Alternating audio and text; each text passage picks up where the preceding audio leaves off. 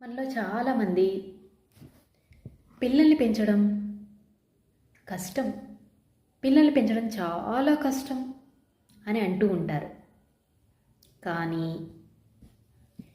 పిల్లల్ని పెంచడం కష్టం కాదండి, చాలా ఈజీ. నేను చెప్పింది విన్న తర్వాత నేను చెప్పింది 100% కరెక్ట్ అని మీరు కూడా అంటారు.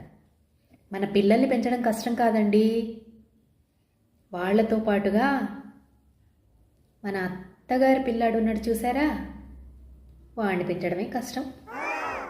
వచ్చిన దగ్గర నుండి ఆ మంచానికి అడ్డంగా పడుకొని ఆ దిక్కుమాలిన ఫోన్ ఒకటి పట్టుకొని పైకి కిందకి జరుపుతూ ఆ రీల్స్ చూస్తూ, నేను ఈరోజు అన్నం తినను, చపాతీ తింటాను, దాంతోపాటు పన్నీర్ కూర కూడా చెయ్యి, ఇక మా అమ్మకైతే చపాతీ వేడి చేస్తుంది, మా అమ్మకి రైస్ వండు, అలాగే మా అమ్మకి పన్నీర్ కూర తింది ఆవిడికి ఇంకేదైనా వండు అనంటూ ఆర్డర్స్ వేస్తుంటే చంప మీద 4 ఇచ్చి, నేను కేవలం అన్నం మాత్రమే వండుతాను, తింటే తినండి, లేకపోతే నోరు మూసుకొని ఉండండి అని బెదిరించలేం కదా.